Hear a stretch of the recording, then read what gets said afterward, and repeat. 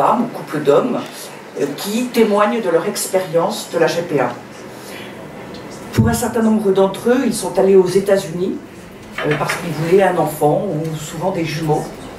Parfois aussi, ils vont en Ukraine, en Russie, en Grèce, éventuellement aussi en Asie du Sud-Est, en fait, donc pays qui soit n'interdisent pas la gestation pour autrui, soit l'ont autorisée. Et ces parents d'attention, par exemple dans des reportages qui ont été faits par Zone Interdite, qui ont été faits sur Arte, d'autres reportages qui sont passés il n'y a pas longtemps dans Paris Match avec le témoignage de Marc-Olivier Fogiel suite à la sortie de son livre. Ces témoignages nous font part des difficultés diverses, mais néanmoins nous disent que la gestation pour autrui est une pratique que l'on pourrait encadrer et que, encadrée, elle se passe bien. Il nous explique que tout se déroule bien grâce aux agences. La destination préférée est celle des États-Unis, puisque le niveau médical est très bon, parce que la culture est proche. Ils peuvent être plus à l'aise, par exemple, qu'en Asie du Sud-Est, où elle se pratique, à des prix moins élevés cependant. Ils expliquent aussi que les mères porteuses sont volontaires, elles sont consentantes, elles signent des contrats, lesquels contrats sont rédigés par des avocats spécialisés et qui, nous disent-ils, protègent tout le monde, les parents d'attention, les agences et les mères porteuses. Il est très frappant de constater aussi qu'ils ne parlent pas, en particulier aux États-Unis, on ne parle jamais de mères porteuses, mais on parle de femmes porteuses, parce que, disent-ils, celle qui porte les enfants commandés ou l'enfant commandé n'est pas leur mère. Paradoxalement, ils nous disent que souvent des liens restent effectivement entre mères porteuses et enfants, par exemple avec des échanges sur Skype régulièrement. Mais nous avons donc une vue générale de la gestation pour autrui qui est positive et qui nous dit que quand la GPA est encadrée, elle se déroule dans de bonnes conditions. Eh bien, de manière tout à fait exceptionnelle, parce que je pense que ça n'est jamais arrivé en France, nous avons la chance d'avoir Kelly Martinez, qui est mère porteuse, qui a fait 3 gestations pour autrui, qui vient des États-Unis pour nous faire part de son expérience. Alors, il faut savoir que nous avons, nous, réalisé une enquête dont nous avons tiré un documentaire qui s'appelle GPA avec les meilleures intentions, enquête réalisée en Asie du Sud-Est et en particulier en Thaïlande. Pourquoi? Parce que la Thaïlande a encadré la gestation pour autrui en 2015 et nous avions voulu voir comment se passe la pratique de la GPA depuis la loi qui l'a encadrée. Donc cette enquête est accessible sur Internet, depuis notre site ou depuis YouTube. Et quand nous l'avons publiée, un certain nombre de personnes nous ont dit « Oui, ok, ça se passe de manière très difficile, très compliquée, les règles ne sont pas suivies, la gestation pour autrui commerciale continue à être pratiquée en Thaïlande, en dépit de cette loi de 2015. Néanmoins, vous avez retenu un pays qui ne respecte pas forcément les droits de l'homme. Allez donc voir aux États-Unis, vous verrez, tout se passe très bien. » D'où notre intérêt pour la gestation pour autrui aux États-Unis. Et nous avons rencontré Kelly grâce à Jennifer Lal, elles vous expliqueront pourquoi, et ce qui nous a permis de bien et de mieux connaître le contexte américain. Alors Kelly a fait 3 gestations pour autrui, une GPA commerciale, donc par l'intermédiaire d'une agence. Là, elle a eu des jumeaux garçon-fille pour un couple d'hommes français de Paris. Puis elle a fait une GPA altruiste, je mets des guillemets, là il n'y avait pas l'intermédiaire d'une agence, pour un couple homme-femme de l'Iowa, donc américain, qu'un psychologue lui avait fait rencontrer, psychologue qui la suivait parce qu'elle était blessée par la première GPA qu'elle avait faite. Et de manière un peu contradictoire, il l'a incitée à faire une nouvelle GPA, mais dans des conditions différentes. Et puis elle a fait une 3e gestation pour autrui, commerciale à nouveau, pour un couple homme-femme d'Espagne. Kelly, dans son histoire, en particulier au moment de cette GPA altruiste, a pas mal communiqué avec les médias et auquel elle disait la gestation pour autrui, ça peut être formidable, ça peut répondre aux besoins de certaines femmes, de certaines familles, puisque vous savez que la GPA, les agences ne passent toujours que par des femmes qui ont déjà eu des enfants. Elles sont toujours mères de famille. Et par ailleurs, ce que Kelly nous a appris, c'est que plus une femme a fait de GPA, mieux elle est payée. Donc c'est intéressant, c'est de plus en plus intéressant de faire des gestations pour autrui. Et les 3 gestations pour autrui de Kelly se sont passées de manière extrêmement difficile. C'était pourtant 3 contextes très différents les uns des autres et se sont présentées des difficultés à chaque fois d'ordre complètement différent. Et néanmoins, elle a pensé après la première et après la deuxième qu'elle n'avait pas eu de chance, qu'elle était tombée sur les mauvaises personnes, sur le mauvais contexte, et donc elle a renouvelé, si je puis dire, l'expérience jusqu'à la 3e, qui a été la plus dramatique de toutes. Alors, bien sûr, c'est aujourd'hui la Journée internationale des droits de l'enfant, raison pour laquelle Kelly Martinez et Jennifer Lal sont venues aujourd'hui. Et puis, vous savez qu'il y a le 25 novembre la Journée internationale de lutte contre les violences faites aux femmes. Et bien sûr, la gestation pour autrui implique et met en cause la protection de la femme comme de l'enfant. Et c'est aussi l'occasion pour nous de lancer le film Big Fertility, qui est un film dont Jennifer Lal est la réalisatrice. Jennifer Lal est présidente du Center for Bioethics and Culture, un organisme américain.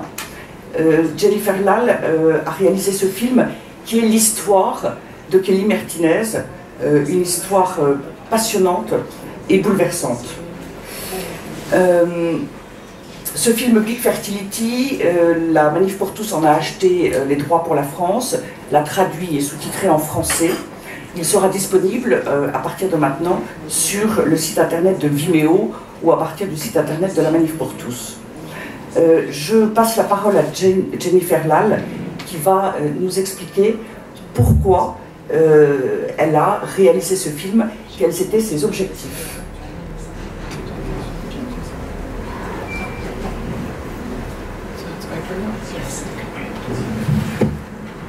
Good morning. Bonjour à tous. My name is Jennifer Lal. I'm from California. Je m'appelle Jennifer Lal, je viens de la Californie. And I'm the writer and director and producer of Big Fertility. And I'm happy to be here today with you. J'ai écrit, réalisé et produit le film Big Fertility. Je suis très contente d'être devant vous aujourd'hui. I am a member of an international group called Stop Surrogacy Now.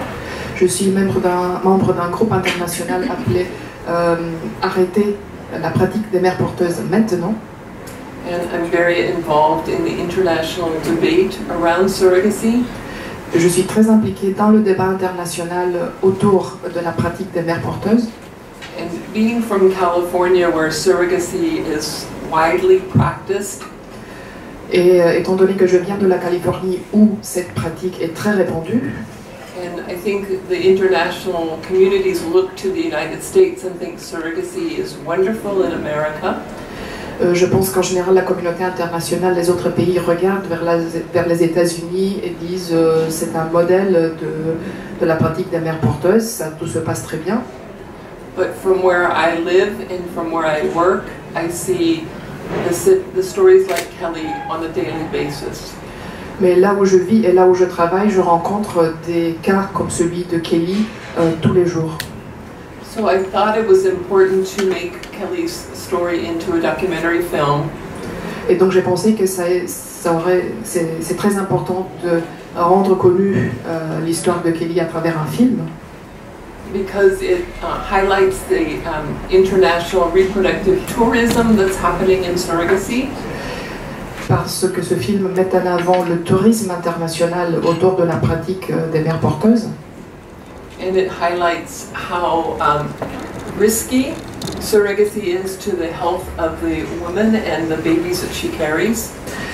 Le film montre également quels sont les risques, à quel point c'est risqué pour la santé d'une femme et pour la santé des bébés qu'elle porte. Donc cette pratique est très risquée. And that no matter how you think you can regulate surrogacy, you will never ever protect surrogate mothers or the children that they carry. Que même si vous pensez pouvoir réglementer cette pratique, vous ne pourrez jamais réellement protéger ni la mère ni les enfants qu'elle porte. And so Big Fertility exposes the way many professionals exploit women. Et donc ce film, Big Fertility, révèle la manière dont les femmes sont exploitées par toute une série de corps professionnels. So the lawyers who draw up contracts that are biased against protecting surrogate mothers, les avocats qui rédigent les contrats et qui sont influencés et qui ne défendent pas les droits des femmes porteuses, des mères porteuses. The agencies that are only interested in the buyers and making money from the commissioning parents. Les agences qui sont seulement intéressées par les bénéfices qu'elles peuvent recevoir de la part des parents d'intention et donc influence de manière influence avec un parti pris le contrat qui est signé.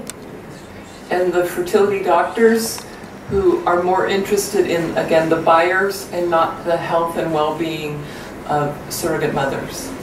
Et finalement les médecins qui s'occupent de l'insémination, de la fertilisation, qui sont plus intéressés également par les bénéfices que par la santé des mères porteuses. So I'm very happy to be here in Paris, and I'm very grateful for La Mani for doing the translation of the film into French, so that hopefully the French citizens will better understand the risks and the harms to women and to children. Et donc je suis très heureuse de me trouver à Paris. Je suis très reconnaissante envers la Manif pour tous d'avoir traduit ce film de manière que le public français soit mieux informé sur les risques qui pèsent sur les mères porteuses et sur les enfants. Merci. Merci beaucoup Jennifer. Alors, une petite précision. Pourquoi est-ce que la gestation pour autrui est particulièrement dangereuse pour les femmes? Eh bien parce que, en principe, quand une femme tombe enceinte, la fécondation in vitro, la fécondation in vivo naturelle, fait que le corps de la femme, que ça rentre dans le rythme du cycle de la femme. Elle est, si je puis dire, fécondée au moment opportun du couple, du cycle, excusez-moi. Ça veut dire que quand on est mère porteuse et qu'on vous implante un embryon, le corps de la femme n'est pas du tout dans le bon rythme, il n'est pas prêt.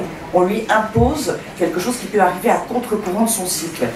Pour cette raison-là, et puis par ailleurs, il faut caler sur le même rythme de cycle la donneuse d'ovocytes et la mère porteuse. Et donc, on fait prendre des hormones à haute dose, de manière quotidienne par injection, pendant les 4 semaines, donc pour la mère porteuse, pendant les 4 semaines qui précèdent le transfert de l'embryon, puis pendant les 3 mois qui suivent le transfert de l'embryon. Pour quelle raison? Parce que l'embryon est, entre guillemets, étranger à la mère porteuse. Elle n'a pas de lien génétique avec cet embryon et elle risque donc de le rejeter. Parce que les agences américaines recommandent à leurs clients d'avoir des ovocytes d'une femme et une mère porteuse qui est une autre femme, parce que cela permet d'éviter au maximum que la mère porteuse ne réclame l'enfant après la naissance. Ça évite au maximum qu'elle ait des regrets et qu'elle veuille finalement garder l'enfant. Et donc pendant toute la grossesse, l'agence dit à la femme: vous n'êtes pas la mère, cet enfant n'est pas le vôtre. Et c'est extrêmement important pour, entre guillemets, aider la femme, la mère porteuse, à ne pas s'attacher à cet enfant. Elle considère que ça n'est pas le sien, et vous verrez que c'est très net dans les propos de Kelly. Et néanmoins, moi j'ai beaucoup parlé avec Kelly depuis hier, et Kelly parle de l'anniversaire des enfants, de l'âge des enfants. Elle attend d'avoir des nouvelles, et sa première GPA était donc pour un couple d'hommes français. Kelly n'a plus aucune nouvelle des jumeaux, un garçon et une fille, et elle aimerait bien avoir des nouvelles.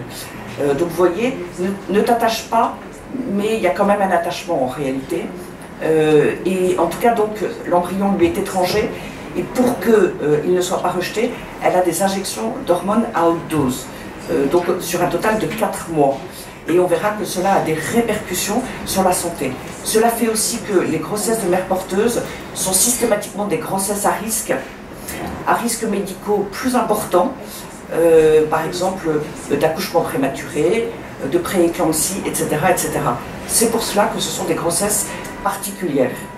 Alors nous allons passer une séquence du film Big Fertility, qui est la 3e gestation pour autrui que Kelly a faite. Et puis Kelly fera un petit commentaire. Adeline Le Gouvello, maître Adeline Le Gouvello, qui est avocate, spécialiste de la gestation pour autrui, nous donnera quelques éléments d'information sur le cadre juridique.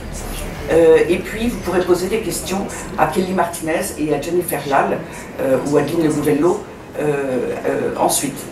Voilà, alors on y va pour cette gestation pour autrui.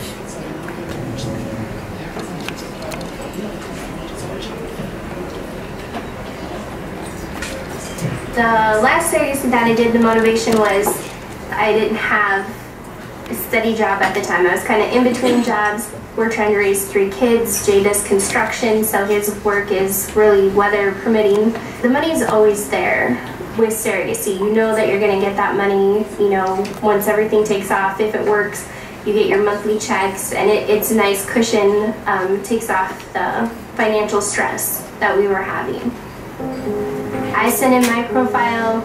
It's kind of like matchmaker. They recommend what couple they think fits what I'm looking for and what the couple's looking for. And so they found the couple from Spain that loved my profile. They loved everything about me, my history, my experience. At first everything seemed to go very well, you know, the embryos were implanted and everything was fine, and then Kelly went to find out what they were having. So Kelly asked them if they wanted to know, and they said they already knew. We're having a boy and a girl. No one told you. So I was a little confused because I didn't know they did that. They had paid extra money and had a test done and specifically put in a boy embryo and a girl embryo, and I was not advised of that. It's pretty common for surrogates to be asked to carry twins or triplets. It puts the surrogate mother at a higher risk because she's carrying multiples. But it's a cost savings. Couples can pay up to close to $150,000. I know the first couple that we worked with from Paris, they were up in the hundreds of thousands of dollars. I didn't realize how frustrated I would be with the breakdown of who makes what until this last surrogacy, when I received an email of a statement that I wasn't supposed to see, and I seen how much the fertility doctors make, how much attorneys make, how much people make that don't go through anything near what I go through, and how much more they're paid. There was one doctor in there that I think I seen maybe one time that made close to $18,000. He made close to what I made for everything that I had went through. We did the ultrasound to determine the sex of the babies, and that is when we found out that they were having 2 boys. Dr. Hill had informed us that there was a 1 in a million chance that the girl embryo got kicked out and the boy embryo split into identical twins. But it happened. And this couple did not understand that. They just couldn't comprehend the fact that they were going to have twin boys and not a boy and a girl. Instantly, the reaction from the mother, you could tell that she was upset. Her messages back to me were all capital letters, exclamation point. She didn't understand. She felt the ultrasound was wrong. They immediately requested an additional ultrasound. From that point on, the surrogacy just went downhill. My wife, the stress just shot through the roof with her. The text messages and stuff that she was receiving was ridiculous, you know, about why they were not having a girl too, because they paid for it. And, you know, we told them that's something you have to talk to the agency about. You know, we're doing what you hired us to do. So we went for the additional ultrasound to find out that it was still 2 boys. So we informed the couple again that they were having 2 boys. And then that's when things kind of just spiraled out of control. She stopped messaging me. She wasn't concerned about me anymore. And the focus was how I was having 2 boys. And the couple wasn't happy, you know, with the fact they were having 2 boys, because they did pay an extra $5,000 to get the girl embryo implanted, and it just didn't take. She actually just kind of stopped communicating with me unless it was a question regarding it was 2 boys.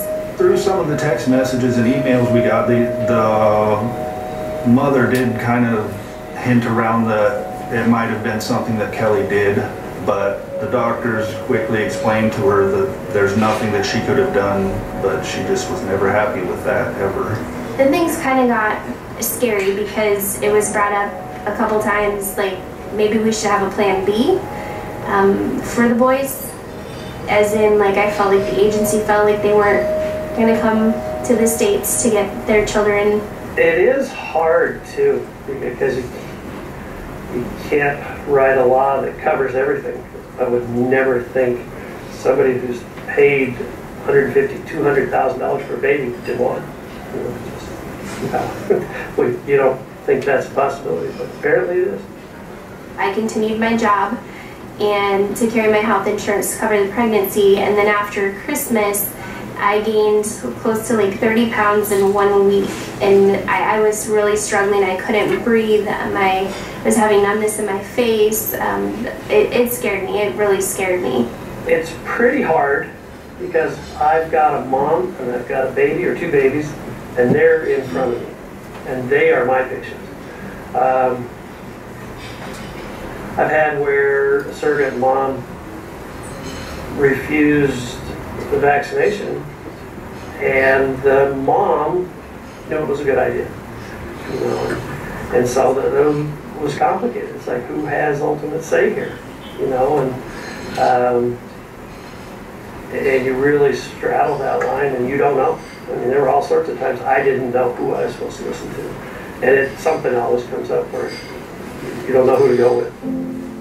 My wife got preeclampsia, which is very high blood pressure. It can cause severe problems in a woman. It could actually take her life, and the doctor was very concerned about this. So at that point in time, he admitted her to the hospital and kept her there because her blood pressure would spike so high.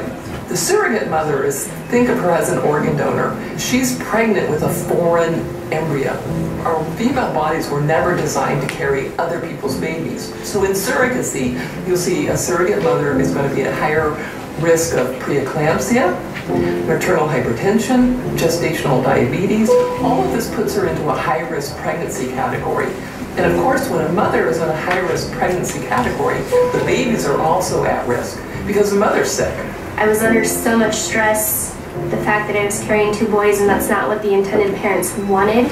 So just with that and everything else all factored in, that I just went to the extreme for my preeclampsia stage that I got to, and within a week. During that time, I didn't work. I took that week off because I'm self-employed, so I can. But yeah, I was very nervous. I had to be there as much as possible. You know, if something were to happen and I wasn't there, I mean, that would kill me. My kids were very involved too because they're older, and they got scared.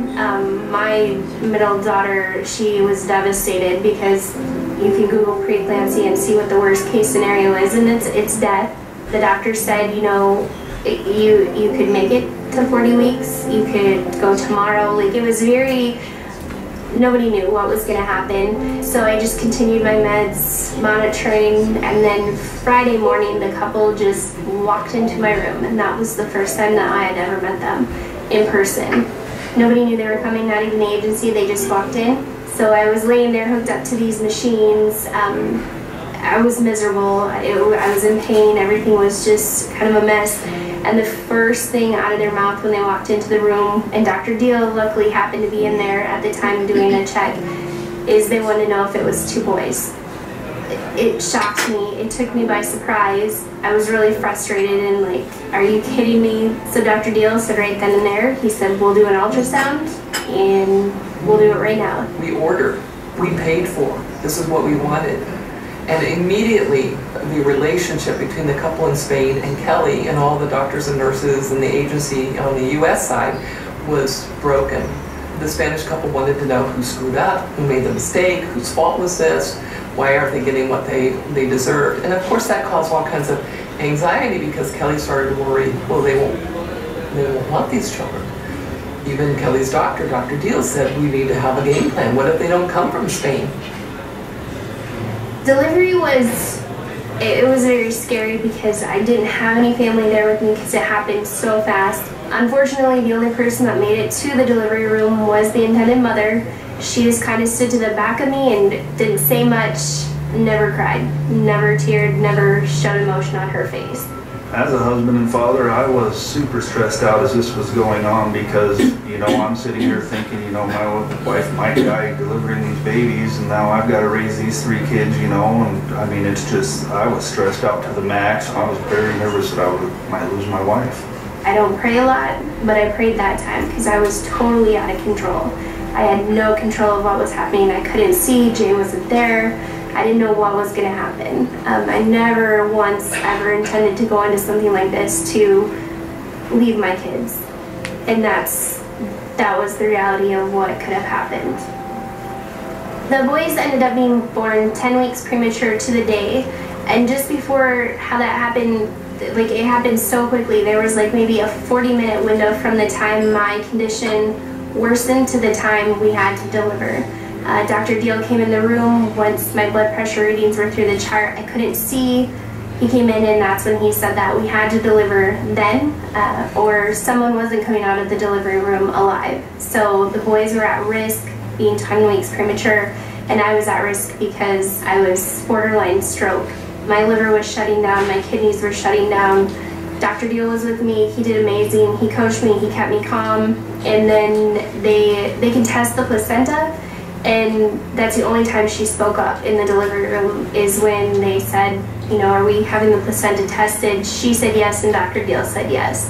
The only reason they did that is to prove that those were their two boys. Right still to in the middle of delivery, she was still concerned that how she got two boys, so the placenta had to be tested. They were very hung up on the fact that they did not get what they paid for. They didn't care that they were having two beautiful baby boys.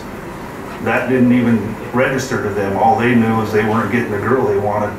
I was still awake for the C-section, but when the boys came out, they cried, but they sounded like little kittens, but they had enough to make these squeaking sounds. So at that point, I started crying because nobody knew what the outcome was going to be. I cried. She did not cry. She just stood there. They rushed the boys out of the room immediately to get them to the NICU. By the time I got back to my room, I had no idea what was happening in the NICU. I was still in pretty rough shape. I ended up vomiting a lot afterwards. Blood pressure was still really high. So the next morning, I didn't know much. The nurses kind of told me the boys are doing good. They were breathing on their own. They didn't need the machines. And then it was later that following day when the nurses came to me and asked me if I knew when the intended parents were going to be back. So I asked the nurse what she had meant, and the boys were born at 9 p.m. the night before, and the nurse informed me that the intended parents left by 10 that night. So they spent a total of an hour with the boys, and then they left them alone in the NICU until late afternoon the following day. So the first hours that those boys really needed somebody to be by them, they were alone in the NICU. I wasn't able to go see the boys right away. I couldn't walk. I was really still, I wasn't out of the woods yet. And so I didn't get to go see the boys until the day that I was getting ready to leave. And when Jay and I went in there, the chair was still empty next to them. The couple wasn't there.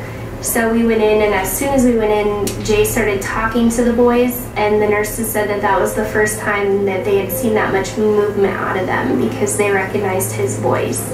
When the parents were there with them for the brief moments they didn't recognize their voice. They didn't know who they were, so they didn't respond to them like they did to Jay and I. When I left, I stopped and seen the boys, and then I told them I'm going home. And then the next day, I asked her if she could send me some pictures, keep me updated, let me know how they're doing. She never let me know how they were doing. I had to go there to see myself.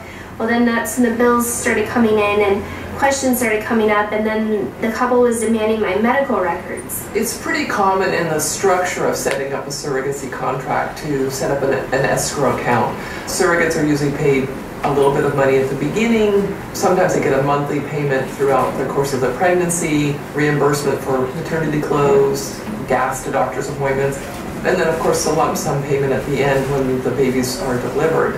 They refused to pay a bill that came in until I released my medical record. So I had to drive up to Rapid and sign papers, and they were really hard on Dr. Deal. They wanted conferences, and they wanted answers. They ended up freezing the escrow account and refused to pay any of the bills. And that's when I knew things were really really gone wrong at that point. And the bills just kept coming in because with a delivery like that, my hospital stay, all the extra tests, I mean, they piled up really fast. It was over $10,000 in doctor bills that they still wouldn't pay, and they were starting to go to collections, but it was reflecting on my wife's credit. I didn't save $10,000 to pay these bills. They're like, I'm sorry, these bills are still in your name. Somebody needs to pay them. You need to pay them. It actually did reflect on our credit because it hurt Kelly's credit because all them bills went to collections for over a year and they were all in Kelly's name, and so yeah, it just totally ruined her credit. So on top of the fact that we did all this to help us financially, it ended up hurting us even worse than before we even started it. There was talk about wage garnishments and things like that.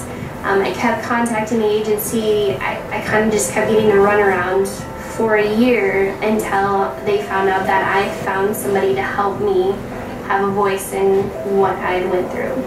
I went to contact the senator of South Dakota to get their visas blocked so that they couldn't travel back to Spain. And then we found out that the couple had already left the United States a month earlier than they were supposed to leave. I'm assuming the couple went back to Spain. They kind of just disappeared, and their attorney wouldn't return calls. The agency didn't know. All these bills were there, sitting there, and nobody knows what happened to the boys. I never heard from the couple again. When I tell people about Kelly, you know, they're just so shocked. But the sad thing, and what I tell people too, is that I know 50 Kellys. You know, yes, her story's horrible, but she's not the only one. Brittany, Heather, Kelly, Tanya, Elisa, another Heather, Gail. I mean, how many? How many Kellys do we have to have before laws change? After the twins were born, I went through some really hard times. I ended up quitting my full-time job. Kind of just lost control of myself, really didn't know my purpose. I started drinking more. I seen my doctor, she put me on some medication, gave me some anxiety meds. I was having lots of panic attacks. I didn't have closure with the boys. I still don't have closure. I got attached, and it's ruined me for getting attached to them. I don't know how to fix that.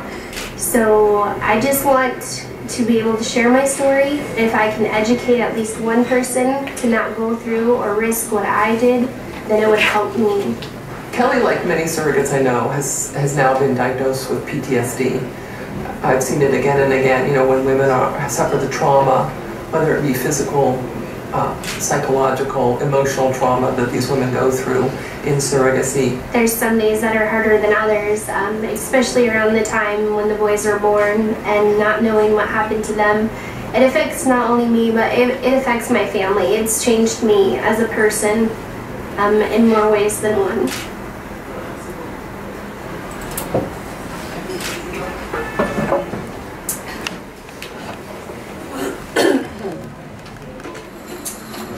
Alors, je vous invite à prendre le temps de regarder, là c'est donc un extrait du film, il y a le récit des 2 premières gestations pour autrui, dont les contextes, dont les histoires, dont les difficultés, questions sont tout à fait différentes. C'est-à-dire que Kelly a une expérience incroyable, inédite, 3 gestations pour autrui, 3 situations différentes, et à chaque fois des difficultés qui n'ont rien à voir les unes avec les autres. C'est ce qui a conduit Kelly, bien sûr, à réaliser, après la 3e gestation pour autrui, que le problème était bien lié au principe même de la GPA. Kelly, est-ce que tu voudrais, tu auras des questions tout à l'heure, et est-ce que tu voudrais rajouter un commentaire maintenant? Non? D'accord, donc Kelly répondra à vos questions tout à l'heure, et je passe la parole à Maître Le Gouvello sur le contexte juridique de la gestation pour autrui.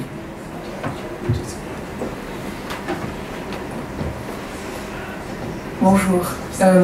Bon, vous le savez, nous le savons, en France, nous sommes dotés d'un arsenal législatif qui peut faire notre fierté, puisqu'elle a pour but de protéger les femmes et les enfants. Et nous bénéficions donc d'une interdiction de la gestation pour autrui, sanctions pénales à l'appui.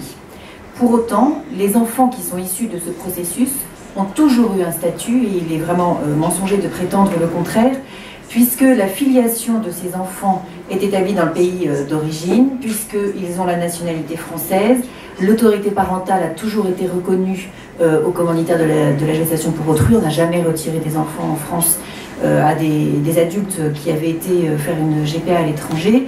Et il est même possible pour ces enfants d'hériter, le garde des Sceaux l'avait précisé.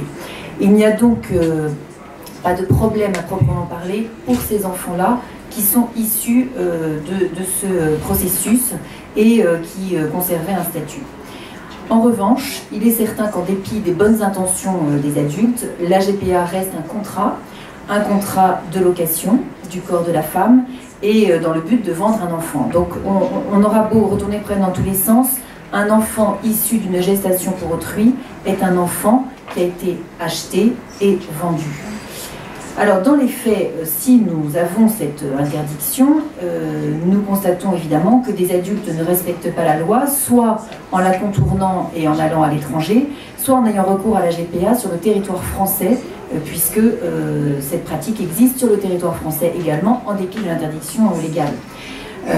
En ce qui concerne d'abord cette GPA à l'étranger, les agences étrangères, et notamment américaines, viennent évidemment démarcher les potentiels clients sur notre territoire, à quelques pas de notre Assemblée nationale. Et il est certain que tous les éléments, les contrats sont signés en France, les virements sont faits à partir de la France. Toutes les personnes ayant participé à ce processus devraient donc pouvoir être poursuivies en vertu de la loi française qui est applicable.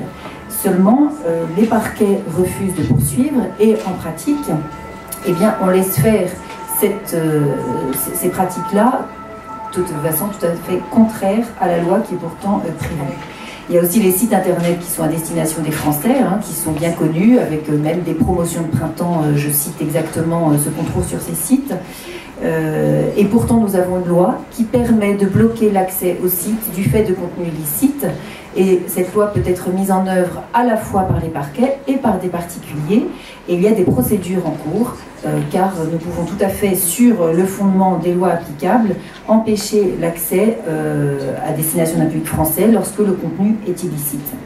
Ça, c'est pour le contexte de la GPA qui finalement va être pratiquée à l'étranger, mais avec de nombreux éléments qui se passent sur le territoire français. Mais nous avons aussi une GPA qui se passe sur le territoire français lui-même, qui est faite par des mères porteuses françaises elles-mêmes. Certains sites en font leur fonds de commerce avec le vade-mecum nécessaire pour y parvenir du mieux possible. Des petites annonces fleurissent sur un tas de forums.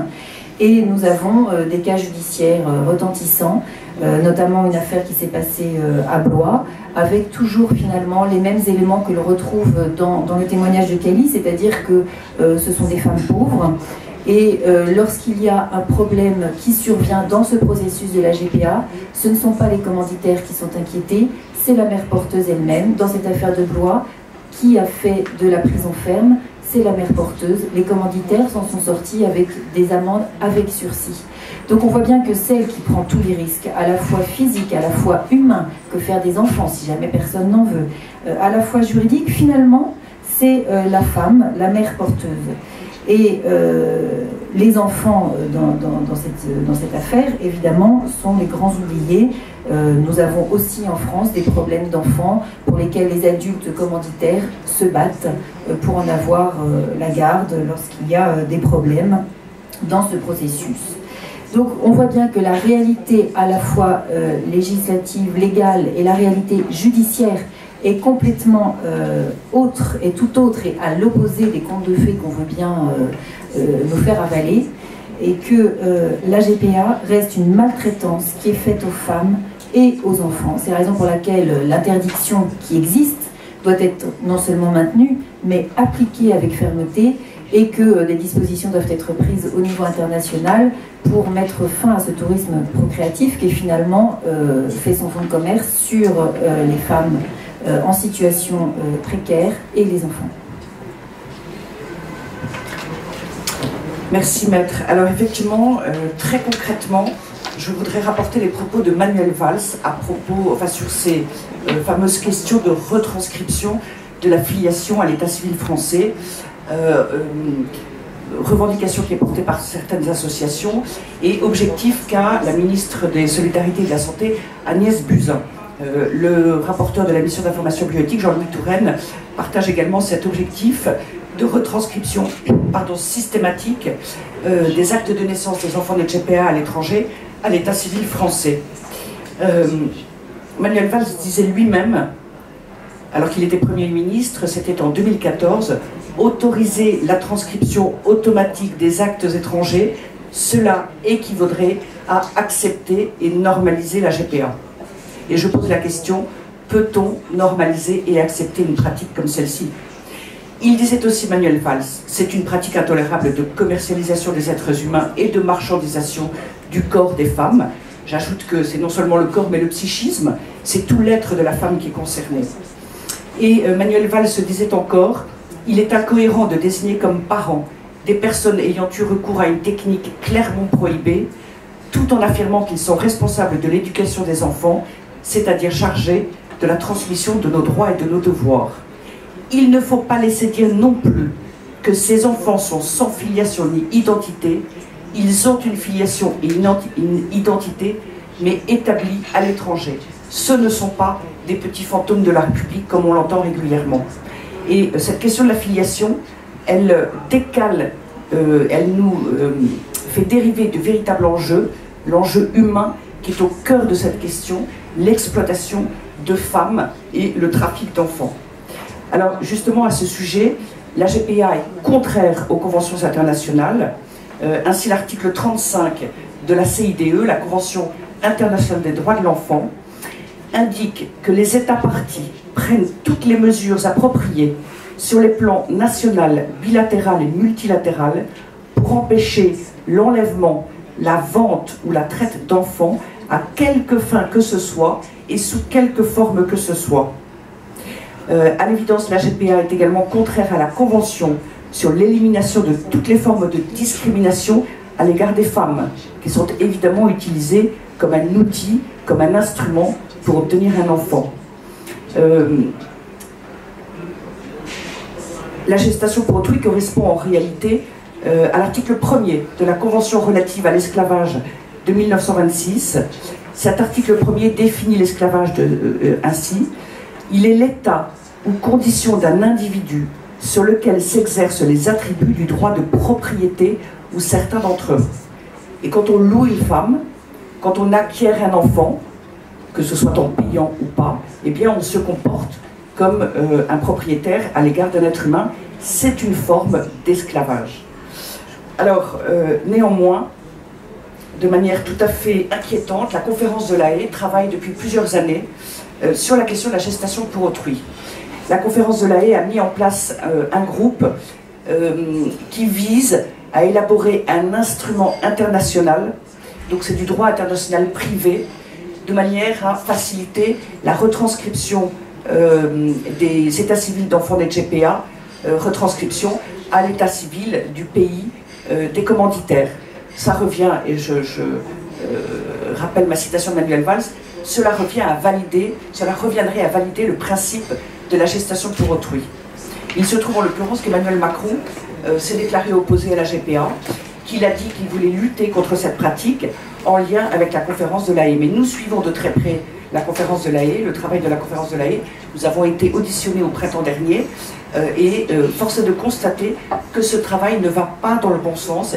Il va vers une reconnaissance dans les faits et même dans une reconnaissance dans les faits du principe de la GPA et proposerait une manière en fait de contourner les législations nationales. Nous intervenons donc aussi bien au niveau national qu'au niveau international pour lutter contre cette pratique indigne de l'être humain. J'en arrive donc, c'est donc ma conclusion et nous sommes disponibles pour vos questions éventuelles. Merci d'utiliser le micro pour poser vos questions et de vous présenter votre nom et votre média. Merci beaucoup. Excusez-moi, juste une petite question technique. Est-ce que pour les radios, vous ferez un son micro tendu à la fin? Oui, on peut le faire si vous le souhaitez, tout à fait. Merci.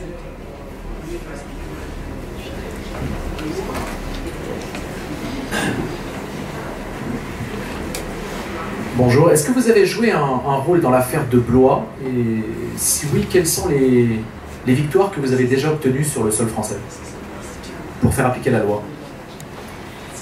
Alors, effectivement, j'étais l'avocate d'une association de défense des droits des enfants dans l'affaire de Blois, qui s'est constituée partie civile pour faire valoir le point de vue des enfants qui était absolument absent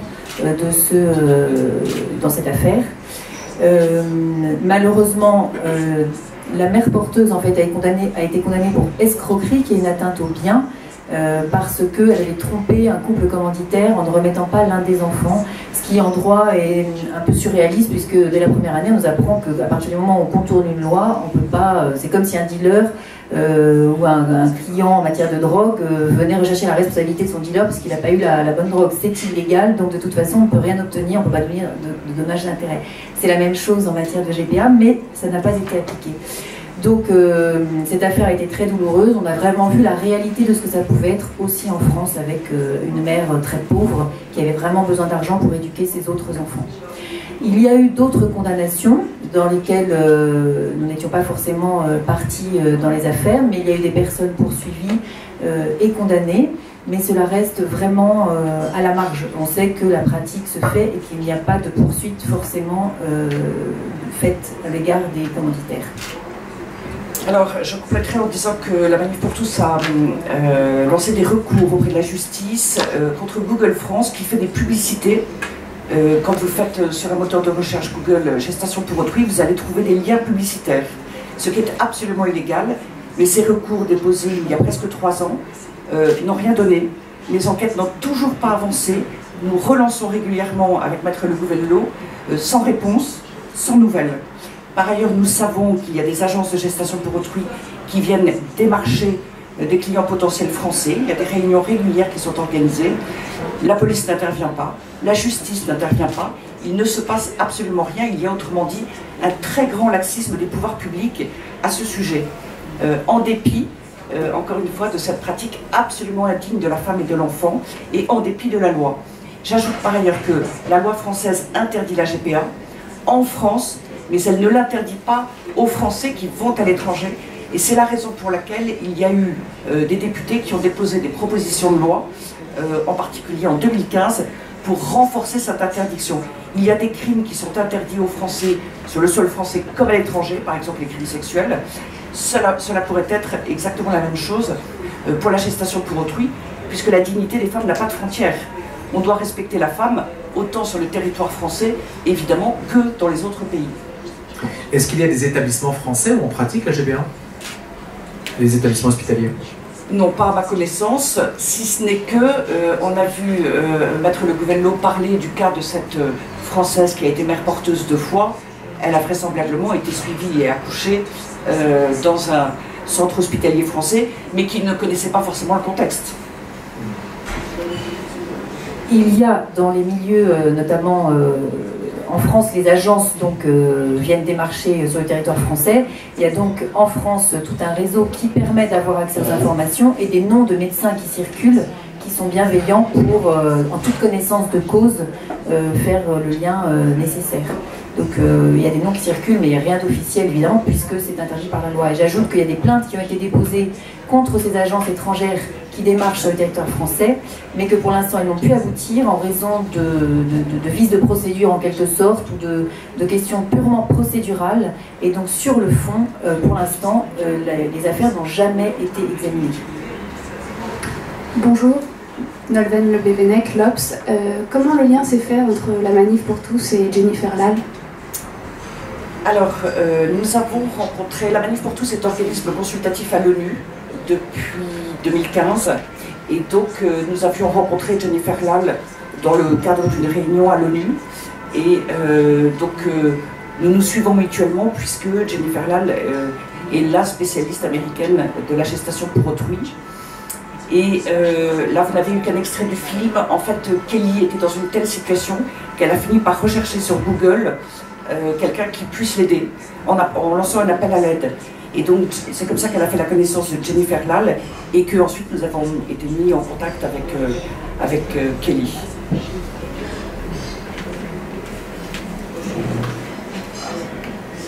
Oui, Lou Bémont-Lacroix. Question pour Kelly. Quelle est votre situation actuelle, aussi bien votre situation financière que est-ce que vous travaillez? Enfin, voilà, est-ce que vous pouvez nous parler de votre situation aujourd'hui?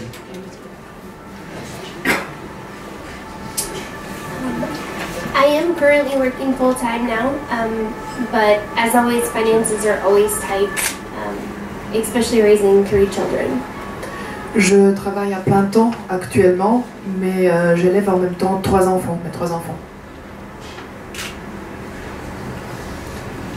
I was able to get the job back, the full-time job that I had to quit 2 years ago after everything happened with the boys. J'ai pu récupérer l'emploi que j'avais perdu. Je n'ai pas pu aller travailler pendant 2 ans après la 3e grossesse avec les 2 garçons. They were very understanding of my mental status after the delivery with the boys and how everything went. Ils se sont montrés très compréhensifs par rapport à mon état psychique après cette 3e grossesse. And so the job that I have is working with children. So every aspect of my life has been with children or involved with children in some way. Donc mon emploi actuel, c'est le travail avec des enfants. Donc dans ma vie, tout ce que j'ai fait a été lié à des enfants d'une manière ou d'une autre.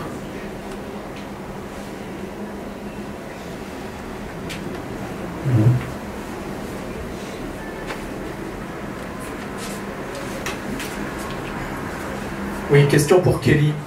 Tout se serait bien passé, vous auriez eu une fille, un garçon, le couple espagnol aurait été sympathique. Finalement, vous trouveriez ça très bien, la GPA, non?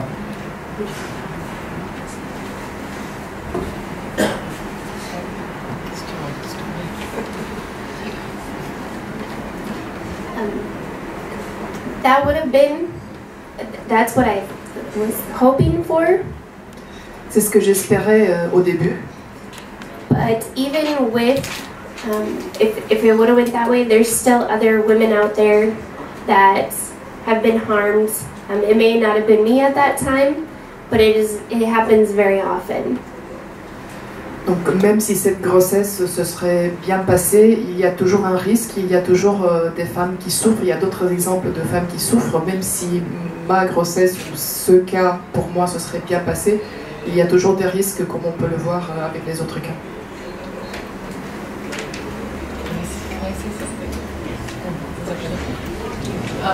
And I just would add that the medical complications that Kelly endured. Et j'aimerais ajouter que les complications médicales et de santé que Kelly a eu à subir had nothing to do with the sex of the babies. N'étaient pas liées au sexe des enfants.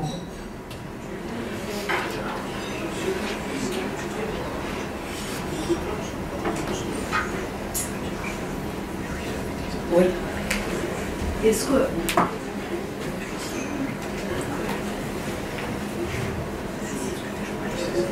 Virginie Salmen, Europe 1. Tout à l'heure, vous disiez que le cas de Kelly était incroyable et inédit.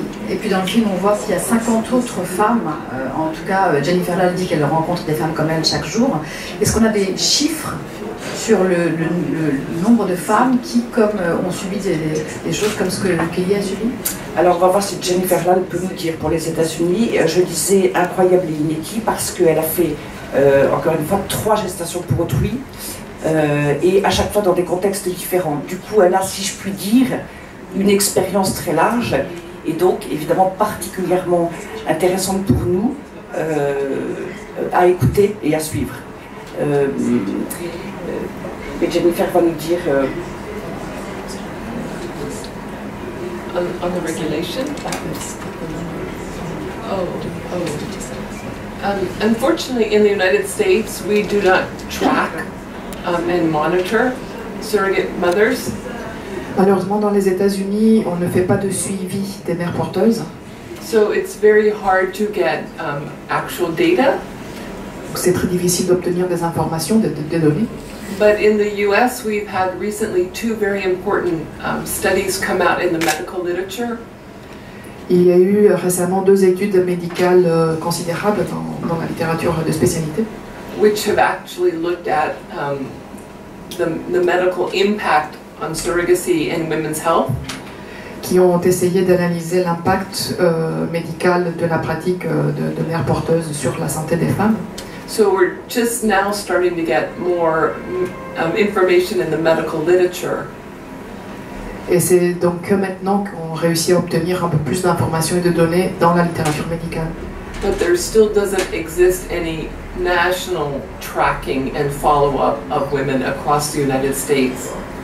Mais il n'y a pas de programme de suivi ou d'études de cette pratique au niveau fédéral, au niveau national aux États-Unis. And just one more thing, since the film was released about just 8 weeks ago, so it's a very new film, I've already been contacted by another surrogate mother in Billings, Montana, who wanted to tell me her story of exploitation. Et depuis que le film est sorti, environ il y a 8 semaines, j'ai été contactée par une autre mère porteuse qui vient de l'État de Montana qui voulait me raconter son histoire d'exploitation, comment elle a été exploitée dans sa pratique. Et alors par ailleurs, le chiffre qui circule, mais en fait depuis plusieurs années, sur l'ampleur du marché aux États-Unis, marché de la gestation pour autrui, c'est 4 milliards de dollars. Et néanmoins, c'est un chiffre de la London School of Economics qui a déjà plusieurs années et dont la LSI disait déjà à l'époque qu'il était sans doute sous-estimé. Et alors vous verrez dans les dossiers de presse, vous avez beaucoup d'informations juridiques, de contexte, les institutions internationales, etc. Et vous verrez que donc la législation aux États-Unis diffère d'un État à l'autre. Il n'y a que 3 États qui l'interdisent. Les autres États soit l'encadrent, soit l'autorisent sans quasiment aucune limite. Jennifer Lane nous a dit que la législation change très vite dans les États américains. Elle est de plus en plus libérale pour ce qui est de la pratique de mère porteuse. Autrement dit, on va absolument à l'encontre de la protection de la femme et de l'enfant.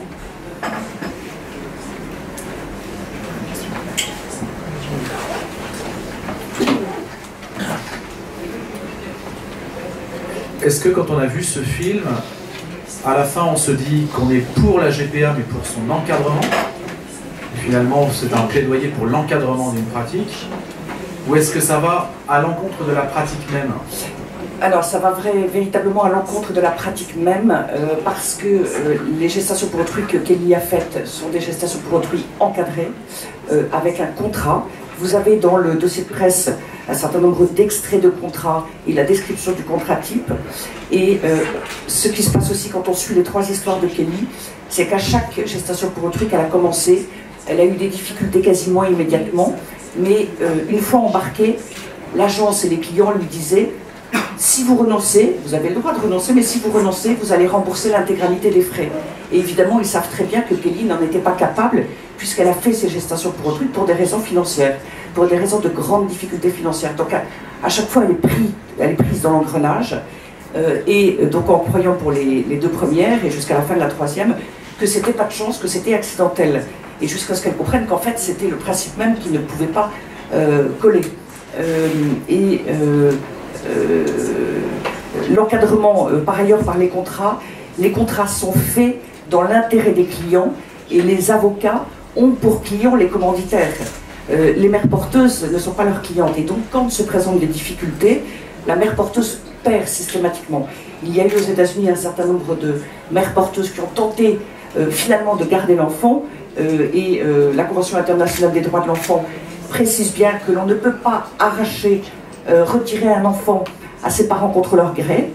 Et bien néanmoins, les mères porteuses ont systématiquement perdu leur tentative de garder l'enfant, que ce soit qu'il ait été conçu avec leurs ovocytes ou pas. Parce que bien sûr, une GPA faite avec les ovocytes d'une autre femme sont un peu plus chères, donc c'est parfois fait avec les ovocytes de la mère porteuse. Est-ce qu'il y a aux États-Unis des syndicats de mères porteuses et est-ce que le fond de l'histoire, ce n'est pas que la responsabilité incombe exclusivement aux commanditaires?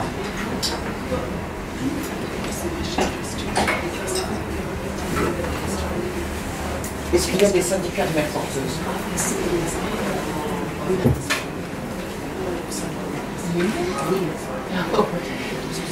No, there's no unions in the United States.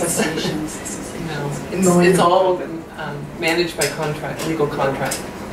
Non, il n'y a pas de syndicat aux États-Unis. Tout se gère par contrat, par voie juridique. I would reject that if there were. Je l'aurais su s'il y en avait eu. I don't see surrogacy or pregnancy as a job that needs to be unionized. Je ne vois pas la pratique des mères porteuses comme un emploi qui devrait être organisé par des syndicats. Donc ce ne sont pas des employés ou des salariés qui devraient s'organiser dans un syndicat. Et sur la responsabilité, comment dire?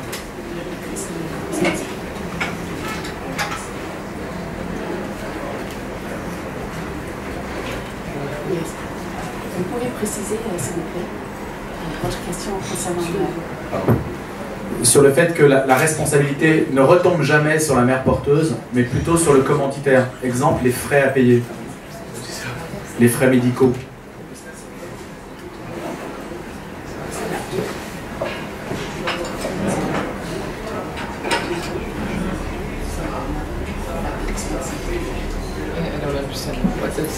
En fait, la responsabilité retombe systématiquement sur la mère porteuse parce que c'est le contrat qui le prévoit et on ne fait que l'application du contrat.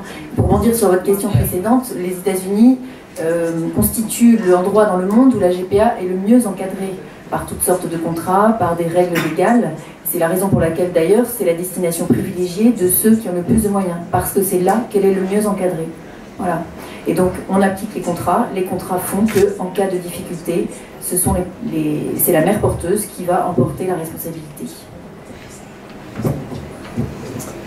Et par ailleurs, des difficultés se présentent et comme l'expliquait le médecin, on ne peut jamais couvrir tout ce qui va survenir au cours de 9 mois de vie et entre guillemets de vie commune avec la mère porteuse, l'enfant, le couple commanditaire et l'agence elle est là pour faire du business quoi qu'il arrive et avec tous les intermédiaires, avocats, assureurs, financeurs, parce qu'il y a aussi les services bancaires pour les prêts éventuels.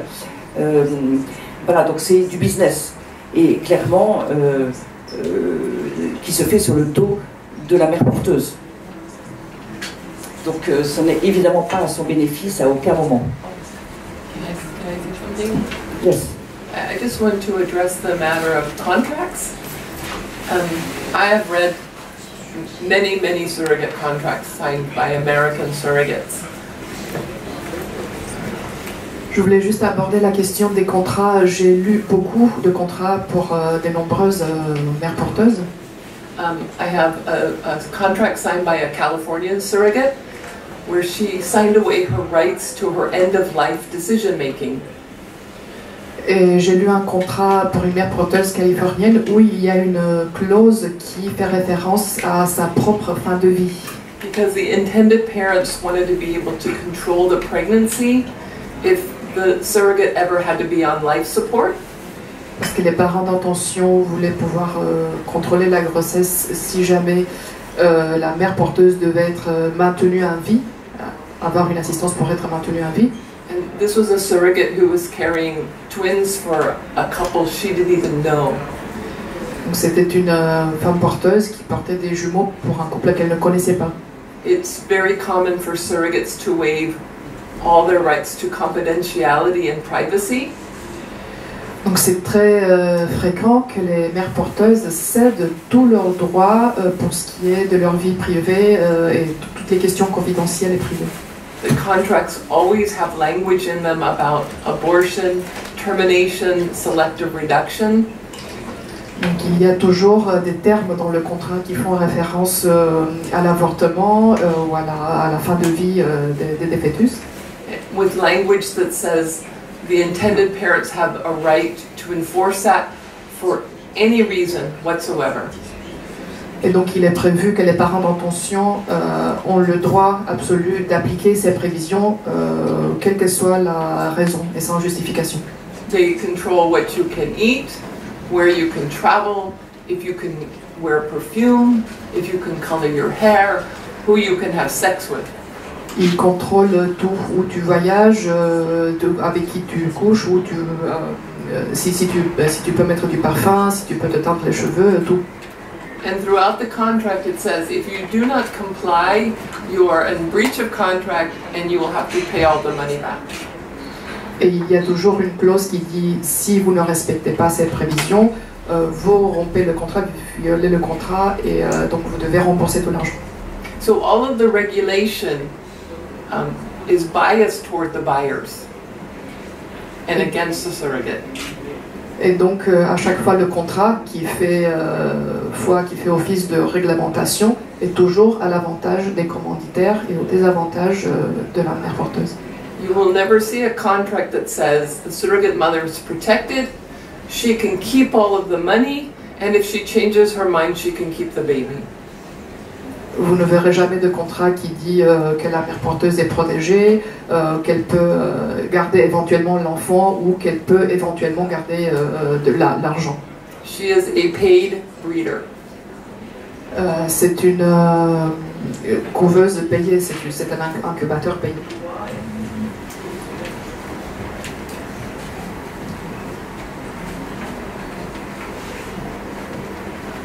Alors moi, ma question est pour Jennifer Lal. On dit que le président actuel est relativement conservateur, notamment sur des questions comme l'avortement. Qu'en est-il pour la GPA? Et plus généralement, quelle est la position du paysage politique américain vis-à-vis de cette question? Est-ce que le clivage se situe entre républicains et démocrates, ou est-ce qu'il y a un autre clivage qui existe?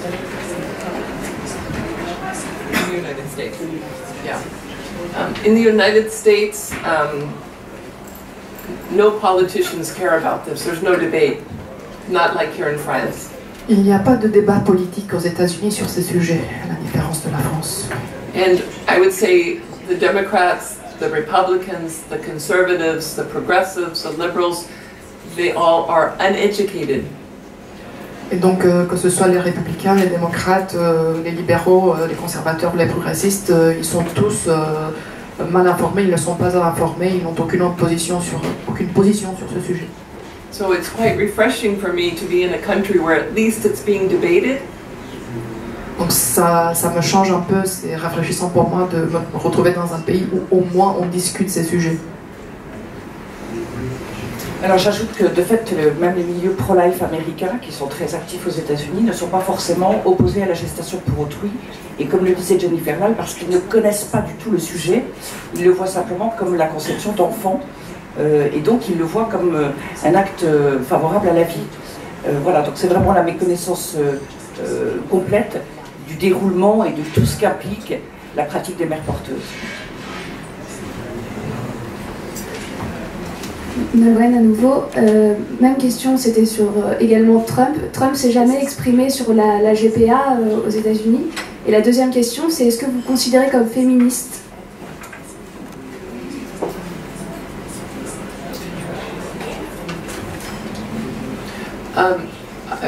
None of the previous presidents have said anything about surrogacy, whether it was George Bush, whether it was Barack Obama, whether it was Donald Trump.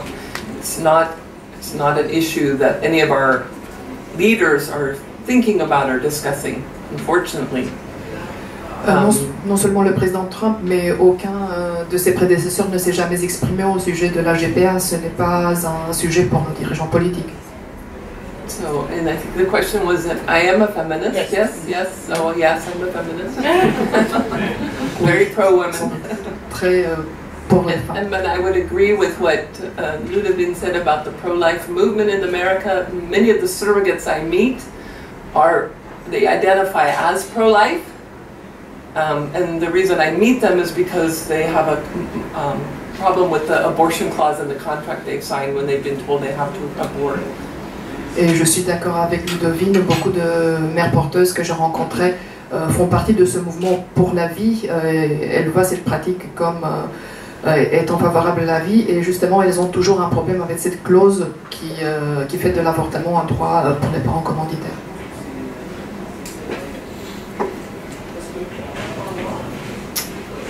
Alors s'il n'y a pas d'autres questions, nous allons nous arrêter là. Et donc en insistant sur le fait que le respect de la femme et de l'enfant implique effectivement une action, un travail au niveau international en faveur de l'abolition de la gestation pour autrui. Nous sommes par ailleurs disponibles les unes et les autres pour d'éventuelles interviews que vous souhaiteriez faire. Merci de votre écoute.